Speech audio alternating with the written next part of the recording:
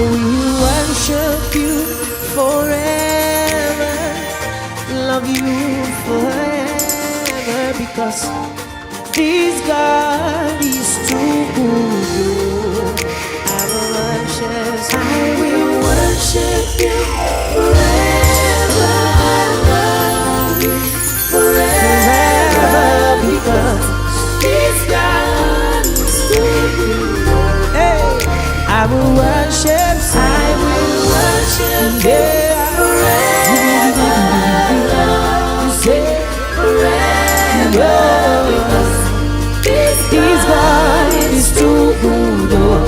One more time, I will love you, God. I will worship forever, love you forever, because this God is too good. Okay.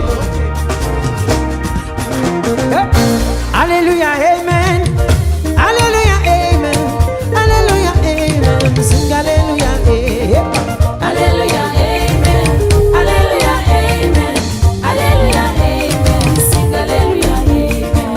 Hallelujah, amen. Hallelujah, amen. Hallelujah, amen. Sing hallelujah, amen. Hallelujah, amen. Hallelujah, amen. Hallelujah, amen. Sing hallelujah, amen. Hallelujah, amen. Hallelujah, amen. Hallelujah, amen. Sing hallelujah, amen. Hallelujah, amen. Hallelujah, amen. Hallelujah, amen. Sing hallelujah, amen. Oni èmi yóò gbé ọ̀gá,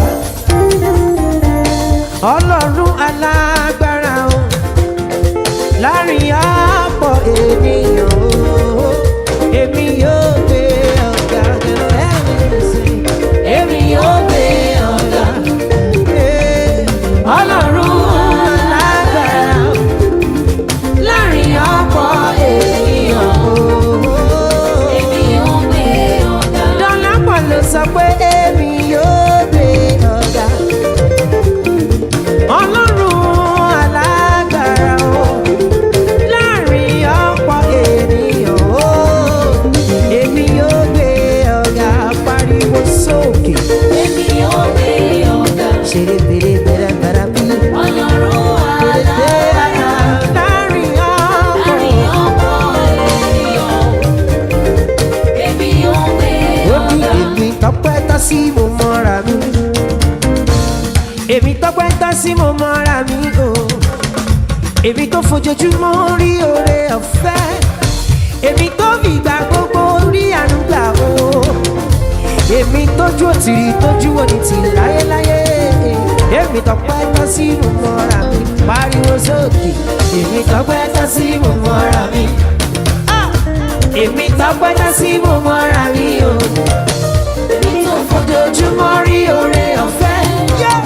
Èmi tó fi gbà gbogbo rí àánú gbà ó. Torí èmi tójú òtìrí tójú òní ti láéláé. Èmi tọ́pẹ́ tán sí òmùra mi. Ó ní rí ẹ̀ṣẹ̀ ìgbà gbogbo. Ẹ̀ṣẹ̀ wọn jọ gbogbo lánàá. Ẹ̀ṣẹ̀ ìgbà gbogbo. Kì í mọ̀. Ẹ ṣeun ọjọ́ gbogbo. Ẹ̀ṣẹ̀ ìgbà Ẹ ṣeun ìgbà gbogbo. Ẹ ṣeun ọjọ́ gbogbo. ẹ̀ṣẹ̀ ìgbà Ẹ ṣeun ìgbà gbogbo. ẹ̀ṣẹ̀ Ẹ ṣeun ọjọ́ gbogbo. ẹ̀ṣẹ̀ ìgbà. Ẹ ṣeun ìgbà gbogbo. Yébà. Ẹ ṣeun Ó ọjọ́ ní gbogbo. ẹ̀ṣẹ̀ ìgbà Ẹ ṣeun gbogbo. ìgbà gbogbo. Kì í mọ̀. Ẹ ṣeun ọjọ́ gbogbo.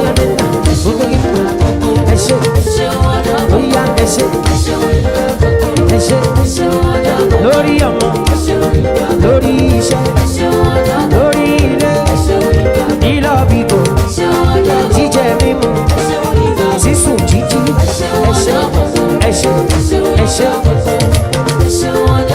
ẹ̀ṣẹ̀ o, Ọlọ́run mi ò ṣe o, ó ṣe gan ni, Ọlọ́run mi ò ṣe o, mo wá dúpẹ́ lọ́wọ́ rẹ o, ìwọ nìyí ẹ̀ fún o, mo wá dúpẹ́ lọ́wọ́ rẹ o, ìwọ lògó yẹ fún o, torí Alpha and Omega o, ìwọ nìyí ẹ̀ Alpha and Omega o, ìwọ lògó yẹ, torí pé ẹ ṣeun ìgbà gbogbo, ẹ ṣé mo dúpẹ́ gan ni o, ẹ ṣeun ìgbà gbogbo, Tímọ̀ ẹ ṣé ìgbà gbogbo, ó ṣe ìgbà gbogbo, ẹ ṣé ìgbà gbogbo, ok, oyin Olúwa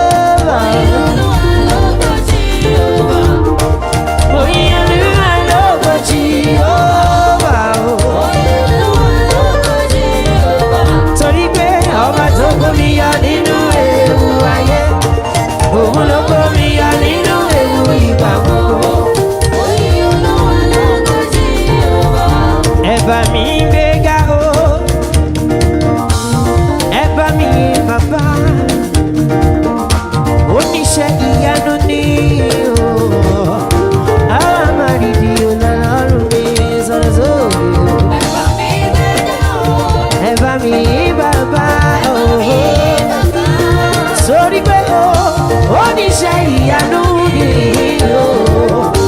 Àwa máa rí o lọ́lọ́run wa. Bá mi gbéga o. Ẹ bá mi yìn bàbá.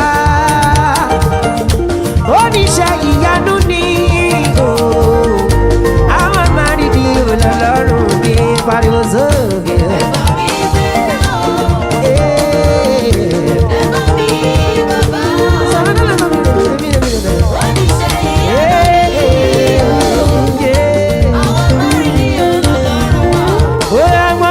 Bàbá mo wá yíyọ lógo.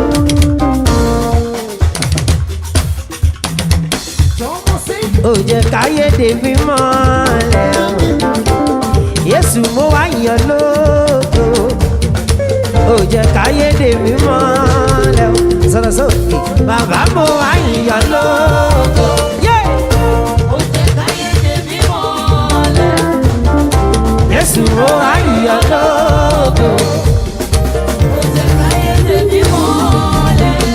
Àní bàbá mo wá yíyọ lógo. Ó jẹ́ káyédè mímọ́. Yésù mo wá yíyọ lógo.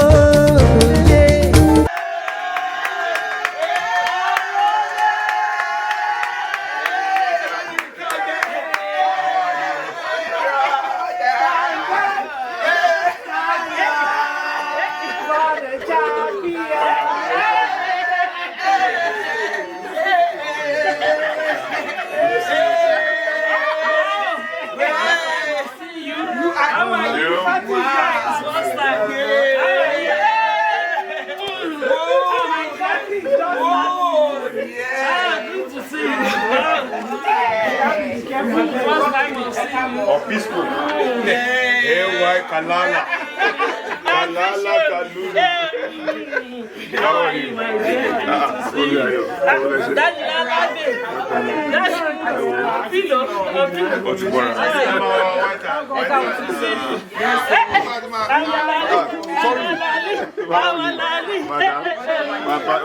Okay.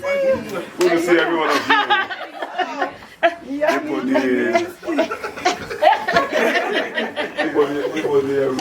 Yeah, international. Yeah, international. To see you. Glory must be to the Lord. Yes, so He's worthy of our praise. No man, no man should give glory to His name. All glory must be to the Lord. All the glory, glory must be to the Lord. For He is worthy of our praise. No man, no head should give glory to Himself. All glory must be to the Lord. Halle, halle, halle, halle. Hallelujah. Hallelujah. We say halle, halle, halle. Hallelujah. Thank you, Jesus. Thank you, Jesus. Authority of heaven and now we worship you. Eternal rock of ages, we say thank you. Thank you, Jesus. Thank you for this lovely home. Thank you for this lovely family. Thank you for our gathering. Daddy, receive all the glory. Daddy, receive all the honor. Daddy, we thank you for joining blessings. Daddy, we say thank you. Daddy, we thank you for the life of your daughter Oladoyin. Father, receive all the glory. Father, receive all the honor. Authority of heaven and earth, oh Lord.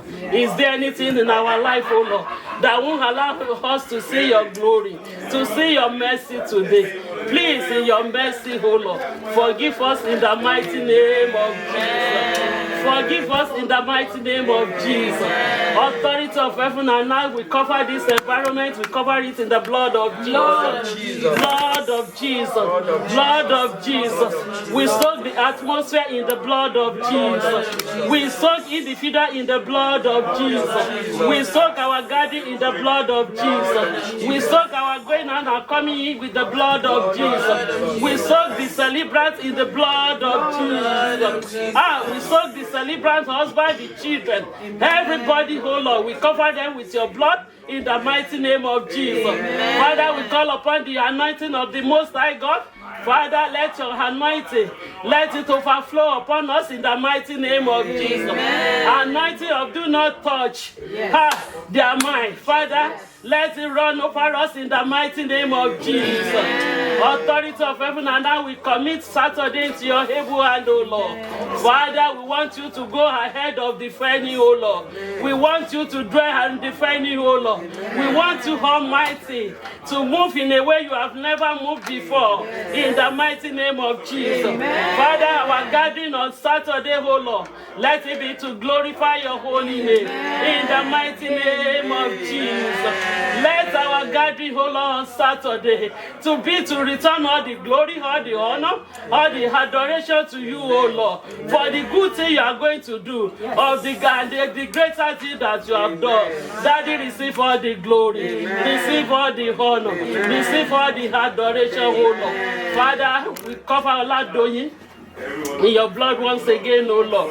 Father, as she is rejoicing, O Lord, God Almighty, we pray that the good health that she needs, oh Lord, Heavenly Father, bestow this upon her in the mighty name of Jesus. Father, as your daughter is celebrating in joy, oh Lord, God Almighty, don't let the joy depart from her.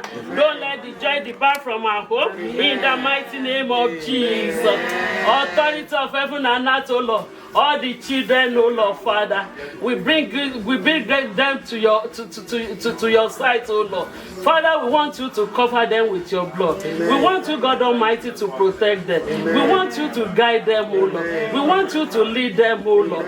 Father, let this be our answer all our request, our prayer requests concerning all the children. In the mighty name of Jesus. Ayérayé o. Mo lo ọjọ́ ìbí Oladoyin. Mo lò láti fi súre sínú ayé àwọn ọmọ. Mo lo Dámilọ́lá as point of contact. Ìwọ ni road opener nínú ilé yìí. Ìgbà tí ó wọnú ilé yìí, ayọ̀, ìdùnnú, ìlò bá wọnú ilé yìí. A gbé orúkọ Ọlọ́run alààyè ga wípé ọjọ́ ìbí rẹ kò ń ṣe ọjọ́ ìbànújẹ́ rárá. A yìn ọ́ lógo wípé o wá sílé ayé, ògo ìdílé yìí bú jáde. Bàbá ẹ gbọ́ ọpẹ́ wa, ayérayé ẹ gbà yín wa. Olúwa, mo wá lọ ọjọ́ ìbí Oladoyin, mo fi súre sínú ayé rẹ, Dámilọ́lá. Ohun tó kàn nínú ìrìn àjò ayé rẹ, ogun ọ̀run yọ̀ǹda ẹ̀ fún ẹ. Ọlọ́jọ́ bí òní lónìí sẹ̀ tí ìyá rẹ̀ ń ṣe ayẹyẹ pé mo pé 50 ọdún, ohun tó kàn gbọ̀ngbọ̀n nínú ayé rẹ, ẹ̀mí mímọ́ yọ̀ǹda ẹ̀ fún ẹ. Ogun ọ̀run yọ̀ǹda ẹ̀ fún ẹ. Mo súre sínú ayé ẹ, Olúwa ṣe. Ìpele tó kàn nínú ìrìn àjò ayé yìí, ẹ̀mí mímọ́ yọ̀ǹda ẹ̀ fún ọ. Ogun ọ̀run ó yọ̀ǹda ẹ̀ fún ọ. Adéṣọlá, mo gbé ọ wá síwájú abẹ́ àbọ̀ Ọlọ́run Elédùmarè. Ìpele tó kàn nínú ìrìn àjò, ogun ọ̀run yọ̀ǹda ẹ̀ fún ẹ lórúkọ Jésù Kristi. Mo kó àwọn èjì rẹ, mo kó síwájú rẹ, Ọlọ́run ayérayé.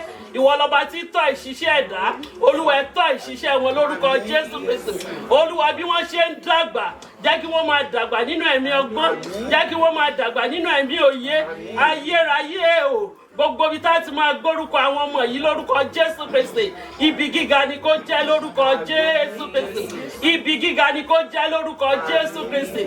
Oladoyin, ó ti mà tí wáyé wọn ò ní má ti padà kankan nínú wọn. Oladoyin, ó ti mà yé tí wáyé wọn ò ní jẹ́ kóró lórí ọ̀kankan nínú wọn lórúkọ Jésù Kristi. Oladoyin, ó ti mà tí wáyé wọn ogun wípé àìmọ̀ kíni yìí kò ní jẹ́ tẹ̀ lórúkọ Jésù Kristi. Ogun tó ọmọ fi kábàámọ̀ wípé kí ni mo tara ìyá yìí jáde sí, kò ní jẹ́ pé ẹ lórúkọ Jésù Kristi. O ò ní jágbàná fáwọn ọmọ ẹ lórúkọ Jésù Kristi. Àwọn ọmọ ẹ lórúkọ Jésù Kristi wọn ò ní jágbàná fún ẹ. Mo gbé Alhaji wá síwájú ìwà bẹ́ẹ̀ wọ Ọlọ́run Elédùmarè. Alhaji Adékọ́lá Báyọ̀. Ọlọ́run ayérayé á gbé ọ̀gá nínú ayé arákùnrin ìyá yìí ológo torí pé wọ́n lọ́ba àwọn ọba torí pé wọ́n lọ́ba tó ń tọ́ ìṣiṣẹ́ rẹ̀. Olúwa ẹ gbọ́ ọpẹ́ wa, ayérayé ẹ gbọ́ ìyìn wa. Olúwa a dúpẹ́ fún ẹ̀mí ìṣọ̀kan, a dúpẹ́ fún ẹ̀mí ìfẹ́ èyí tẹ́ ẹ jẹ́ kó jọba nínú ìdílé yìí. Bàbá ẹ̀mí ìfẹ́ náà lórúkọ Jésù Kristi kò gbọ́dọ̀ díbàjẹ́. Ẹ̀mí ìfẹ́ náà lórúkọ ti Bàbá ti Ọmọ ti Ọlọ́run ẹ̀mí kò gbọ́dọ̀ díbàjẹ́ lórúkọ Jésù Kristi. Nígbà tí iṣu ọmọ ta láti ó jiná fún wọn láti jẹ lórúkọ Jésù Kristi. Ogun ẹdúró ìṣẹ́jú kan fọ́kankan nínú wọn kò gbọ́dọ̀ jẹ́ pé wọn lórúkọ Jésù Kristi. Ogun ẹdúró ìṣẹ́jú kan ní agbára tó wà níbẹ̀ ẹ̀jẹ̀ Jésù Kristi kò gbọ́dọ̀ jẹ́ pé ọ̀kankan nínú wọn lórúkọ Jésù Kristi. Àwọn ọmọ yìí àwọn tí ó yàn nígbà tí ó bá tó àkókò láti yàn fún wọn bàbá wọn ò gbọ́dọ̀ yàn nílé tógun wà lórúkọ Jésù Kristi. Ilé tí wà láìdààmú wà lórúkọ Jésù Kristi. Ọ̀kankan nínú wọn ò gbọ́dọ̀ yàn níbẹ̀ lórúkọ Jésù Kristi. Olúwa ìwọ ni kó tọ́ ìṣiṣẹ́ wọn, ìwọ ni kó yàn fún wọn. Èyí tí ó gbé wọn ò gbọ́dọ̀ ṣìgbé lórúkọ Jésù Kristi. Àní láti wákàtí yìí lọ invitation wedding invitation card òun la fẹ́ máa gbà. Olúwa nínú ìdílé Òkètìkùn nínú ìdílé Adékọ́lá bàbá Olúwa bẹ́ẹ̀ ni ká ẹ ṣe fún wa lórúkọ Jésù Kristi. Ayérayé gbogbo ìdílé Òkètìkùn pátá gbogbo ìdílé Adékọ́lá pátá ọba Níṣọlá pátá a kó gbogbo àwọn ìdílé owó yìí wá síwájú rẹ bàbá. Ìwọ ni Ọlọ́run ààbò. Olúwa ẹ fàbò yín bò wá, Olúwa ẹ fàbò yín bò wá. Gbogbo tó kàn gbọ̀ngbọ̀n nínú ìrìnàjò ayé ọmọ kọ̀ọ̀kan ẹ̀mí mímọ́ o Olúwa ẹ ṣe nínú ìrìnàjò ayé wọn lórúkọ Jésù Kristi. Ẹgbẹ́kẹ́gbẹ́ tí dá ìrìnàjò ayé ọmọ rú lórúkọ Jésù Kristi. Olúwa wọn ò gbọ́dọ̀ bá wọn tò pọ̀ lórúkọ Jésù Kristi. Ẹgbẹ́kẹ́gbẹ́ tí dá ìrìnàjò ayé ọmọ rú ní orúkọ ti Bàbá ti Ọmọ ti Ọlọ́run ẹ̀mí mímọ́ o wọn ò gbọ́dọ̀ bá tò pọ̀ lórúkọ Jésù Kristi. Olúwa ẹ mọ̀dí náà yíyí wọn ká, Olúwa ẹ mọ̀dí náà yíyí wọn yíyí bá. Olúwa gbogbo ìgbà táwa lò lórílẹ̀‐èdè yìí pátá bàbá o a gbọ́dọ̀ mú síbi lórúkọ Jésù Kristi. Gbogbo ìgbà tá lò lórílẹ̀‐èdè yìí pátá lórúkọ Jésù Kristi a gbọ́dọ̀ mú sí ìbànújẹ́ lórúkọ Jésù Kristi. Àánú la tọrọ o. Olúwa ẹ fún wa lómi àánú mu. Olúwa ẹ fàánú gbọ́ tiwa. Olúwa ẹ fàánú gbọ́ tiwa. Olúwa ẹ fàánú gbọ́ tiwa. Olúwa ẹ fàánú gbọ́ tiwa. Olúwa ṣàánú fún wa gẹ́gẹ́ bí iṣẹ́ ìfẹ́ rẹ gẹ́gẹ́ bí ìrọ̀nù àpò àánú rẹ. Ní ìrékọjá wa nù kúrò kí o sì wẹ̀ wá nù kúrò nínú àìṣedéédé wa. Nítorí tí a jẹ́wọ́ ìrékọjá wa bàbá nígbà gbogbo ni ẹ̀ṣẹ̀ wa sì bẹ níwájú rẹ. Ìwọ nìkan ṣoṣo ni a ṣẹ̀ sí tí a sì ṣe burú níwájú rẹ kí a lè dán láre bàbá nígbà tí wàá bá ń sọ̀rọ̀ ẹ̀mí mímọ́ o kí ara rẹ kí ó lè mọ́. Lórúkọ tí Bàbá tí Ọmọ tí Ọlọ́run ẹ̀mí mímọ́ Olúwa àánú la tọrọ. Olúwa ẹ fomi àánú wẹ̀ wá, Olúwa ẹ fomi àánú wẹ̀ wá. Olúwa bí a ṣe yọ ayẹyẹ ọjọ́ ìbí ẹ̀mí mímọ́ ẹ darapọ̀ mọ́ wa. Ohun tó wá kàn gbọ̀ngbọ̀n nínú ayé ọ̀nìkọ̀ọ̀kan ẹ̀mí mímọ́ ohun tí a fi ọjọ́ òní tí a fi porí ẹ̀yin ogun ọ̀run ẹ dá wa lónìí kíákíá. Ẹ̀yin ogun ọ̀run ẹ dá wa lónìí kíákíá. Ẹ̀yin ogun ọ̀run ẹ dá wa lónìí kíákíá. Olúwa àwa fi ẹni tí ó ṣe àṣẹ oúnjẹ a fi lé yín lọ́wọ́ bàbá. Èṣù gbọ́dọ̀ gbọ́wọ́ rẹ̀ ṣiṣẹ́ lórúkọ Jésù Kristi. Èṣù gbọ́dọ̀ gbọ́wọ́ rẹ̀ ṣiṣẹ́ lórúkọ Jésù Kristi. Èṣù gbọ́dọ̀ gbọ́wọ́ rẹ̀ ṣiṣẹ́ lórúkọ Jésù Kristi. Ogun àbámọ̀ kí ni mo lọ sí bàbá kò gbọ́dọ̀ jẹ́ pé ẹnikẹ́ni lórúkọ Jésù Kristi. Gbogbo ibikíbi táwọn èèyàn ti wá pátá Ọlọ́run ààbò níyìn. Olúwa ẹ fàbò yín bò wá lórúkọ ti Bàbá ti Ọmọ àti ti Ọlọ́run ẹ̀mí mímọ́. Títí láéláé lọ́pẹ́ wà lọ́dọ̀ rẹ. Títí láéláé lọ́pẹ́ wà lọ́dọ̀ rẹ. Títí ayérayé lọ́pẹ́ wà lọ́dọ̀ rẹ. Lọ́pẹ́ wà lọ́dọ̀ rẹ bàbá lọ́pẹ́ wà lọ́dọ̀ rẹ. Lọ́pẹ́ wà lọ́dọ̀ rẹ. Thank you Jesus. In Jesus precious mighty name we pray. Amen. Happy birthday. Whoa, thank you so much. Oh my God.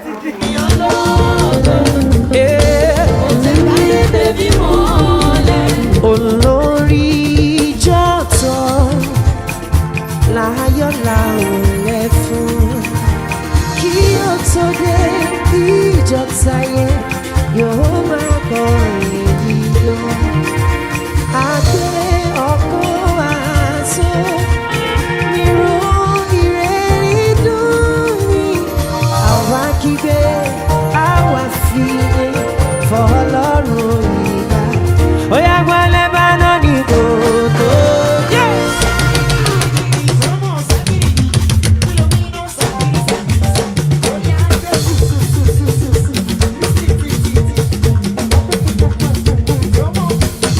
Ẹranko ìgbà ẹ̀gàn kò tó fi rúbọ. Àní pé Lẹ́bánánì kò tó. Ẹranko ìgbà ẹ̀gàn kò tó fi rúbọ. Níwà níwà níwájú Olúwa. Níwájú Ọlọ́run. Níwájú Olúwa o, táwọn òkè tí yọ rí dá. Àní pé Lẹ́bánánì kò tó.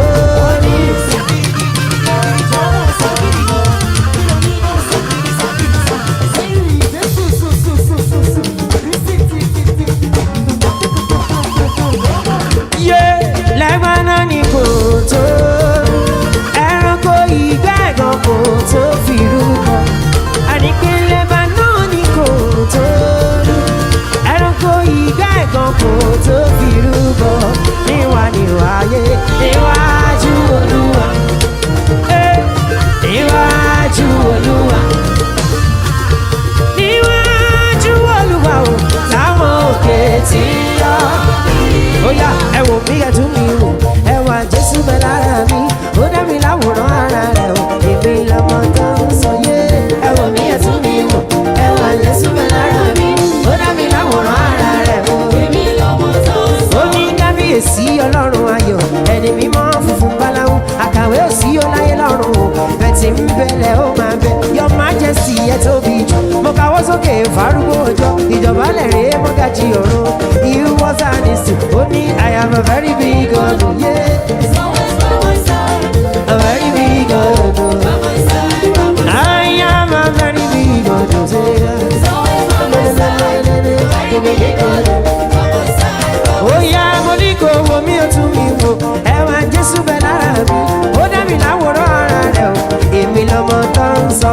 Ẹ wò mí ẹ tún mi wò, ẹwà Jésù bẹ lára mi, ó dá mi láwòrán ara rẹ̀ o, èmi lọmọ tó. Ó yá I am a very big God,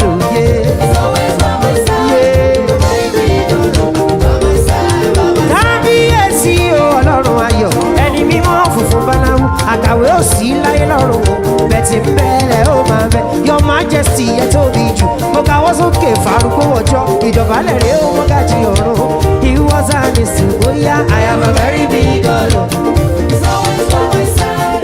A very big God, I am a very big God, dọ́là pọ̀, ọmọ yẹn lérè mi ló sọ bẹ́ẹ̀. Ó ní títí ayé lèmi ó máa yìn ọ́. Dọ́là pọ̀ mi o, ọmọ yẹn lérè. Ó ní títí ayé lèmi ó máa gbé ọ̀gá o. Títí ayé lèmi ó máa yìn ọ́. Ògo ògo pariwo sókè. Títí ayé lèmi ó máa yìn ọ́. Dọ́là pọ̀ ló kọrin sí mi létí. Lèmi ó máa gbé ọ̀gá Toxic Joe.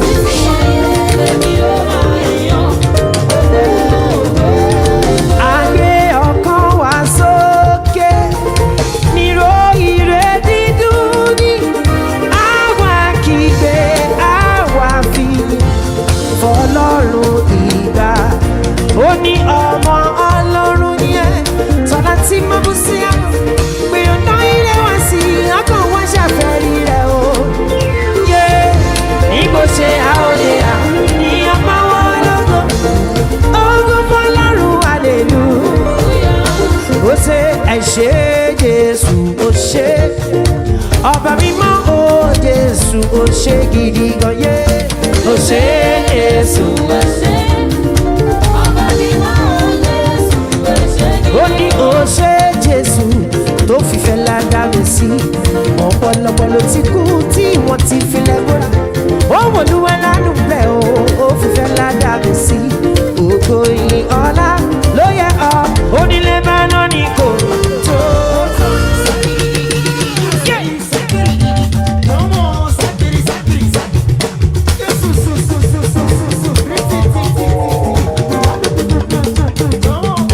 Ó ní Lẹ́bánánì kò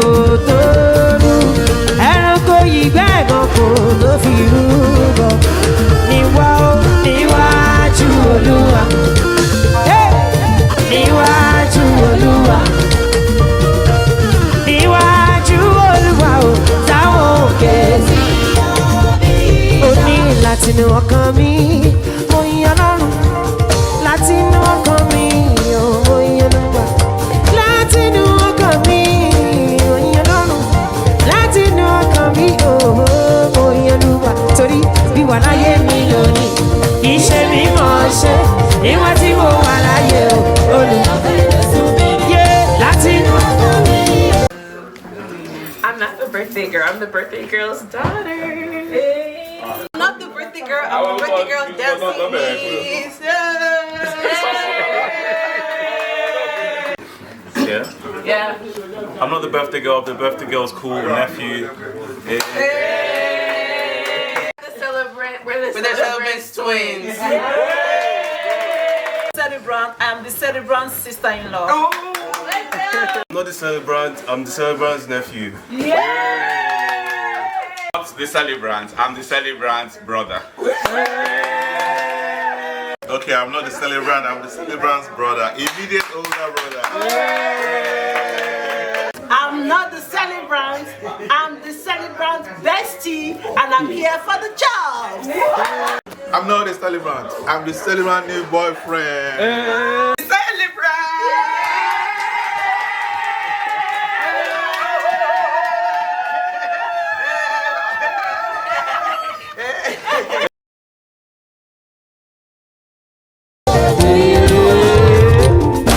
Folu fogo folu, fola folu oga, o tobi oyeye, anu rẹ̀ ò láfiwé. Fìyìn folu agogo foluwa, fola folu oga, o tobi oyeye, anu rẹ̀ ò láfiwé.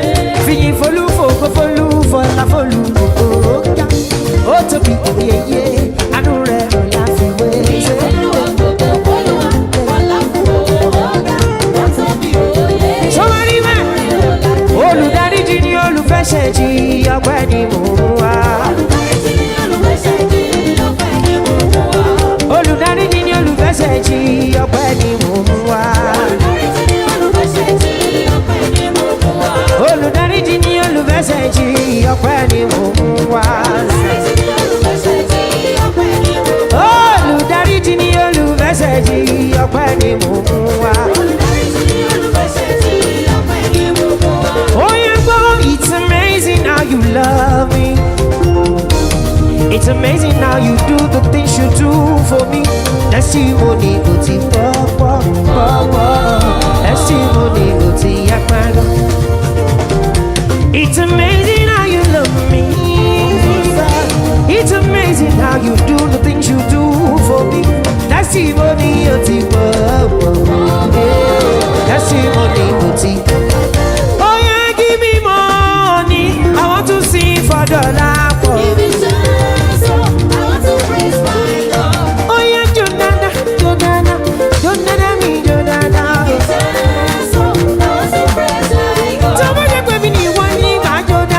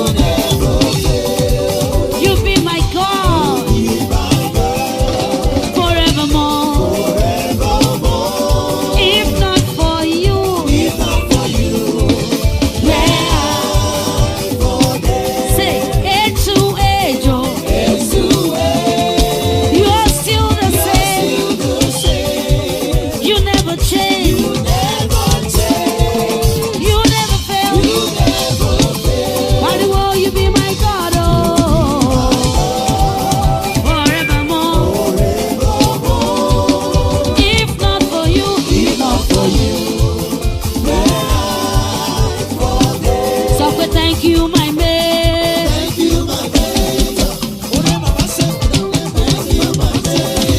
That's what I tell you. This is my story. If not for you, Yeah. where are for them? Hold on. I need you to type it. Thank you, my maker. Thank you, my maker. What's up with grace is my story. If not for you, where I for day. Age to age, you're still the same. You never change. You never fail. Ọlọ́run o, you be my God forevermore. If not for you, where for them? Thank you, my maker. Thank you, my Maker. Thank you, my Maker. Grace is my story. This is my story. Ọlọ́run, If not for you, where for them? Thank you, my maker. thank you, my Maker. Má dàrú o. Thank you, my Maker. Grace is my story. This is my story. If not for you, If not for you, where for them? Sọ pé wọ́n sáré sáré sáré sáré sáré. wọ́n sáré, sáré, sáré, sáré, sáré. Enemies within and without. Wọ́n sáré, sáré, sáré, sáré, sáré. Ọ̀tá ilé ọ̀tá òde. Wọ́n sáré, sáré, sáré, sáré, sáré. Wọ́n sáré sáré sáré sáré. Wọ́n sáré, sáré, sáré, sáré, sáré. Wọ́n sáré business ẹ̀. Wọ́n sáré, sáré, sáré, sáré, sáré. Wọ́n sáré lórí ọmọ. Wọ́n sáré, sáré, sáré, sáré, sáré. Wọ́n sáré lórí iṣẹ́. Wọ́n sáré, sáré, sáré, sáré, sáré. Ó ṣe ọlọ́run bàbá mi. Wọ́n sáré, sáré, sáré, sáré, sáré. Wọ́n sáré sáré sáré sáré sáré. Wọ́n sáré, sáré, sáré, sáré, sáré. Wọ́n sáré sáré sáré sáré sáré. Wọ́n sáré, sáré, sáré, sáré, sáré. Ó ṣe ọlọ́run ó gbà. Ó gbà fún wọn. Ó gbà fún wọn. Ó ṣe ọlọ́run ó gbà. Ó gbà fún wọn. Ó gbà fún wọn. Ó ṣe ọlọ́run ó gbà. Ó gbà fún wọn. Praise in the valley, and praise on the mountain.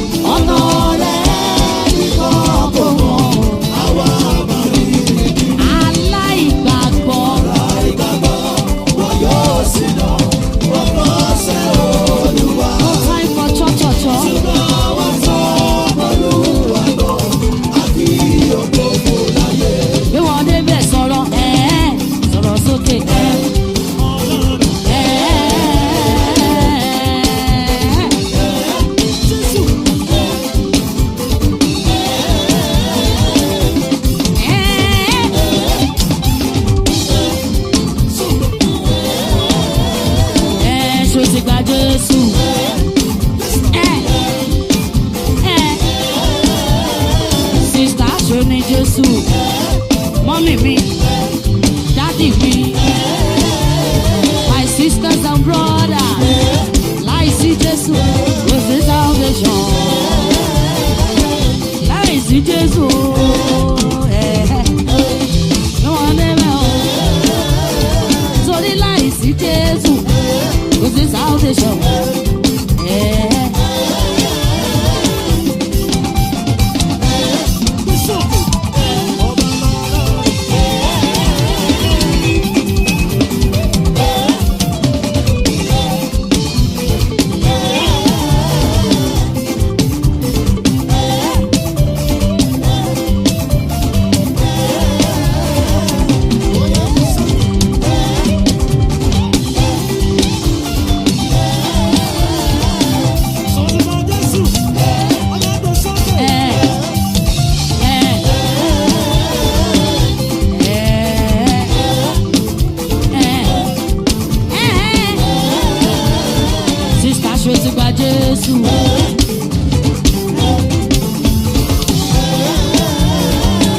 Láìsí Jésù kò sí salvation.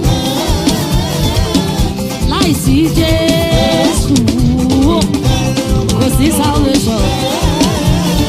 Báwo la ṣe fẹ́ ṣe àwa bòrìṣà foundation wa faulty ṣe gbọ́ Jésù ló wá wá rí o.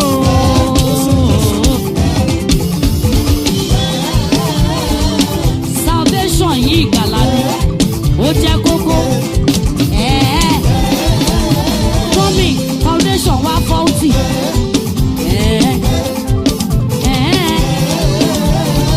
Jésù ló ṣàánú rú wa.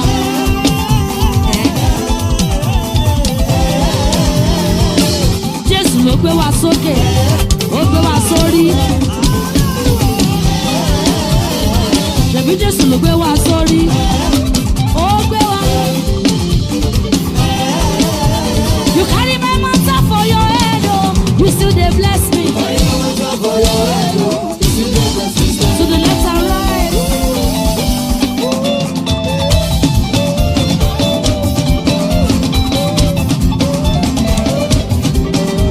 You carry my matter for your head, oh, you still dey bless me. When I look to the right, it's okay.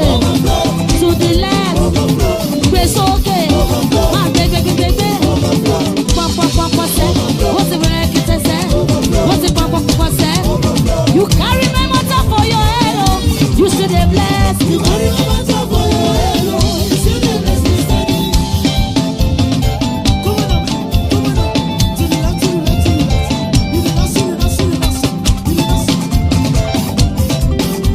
You carry my matter for your head, oh, you still dey bless.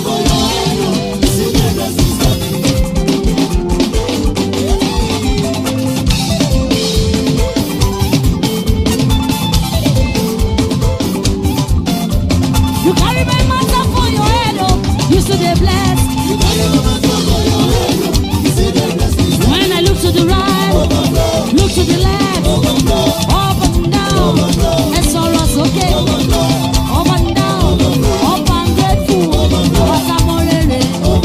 Ẹgbẹ́ sókè, bẹ́ẹ̀ mo sùn bí òkú, mo jí bí alààyè. Ẹ̀wẹ̀ ni tó fọwọ́ tọ́ mi pẹ̀lẹ́, tó bá fọwọ́ tọ́ mi ní ewọ́dún mi lẹ́sẹ̀.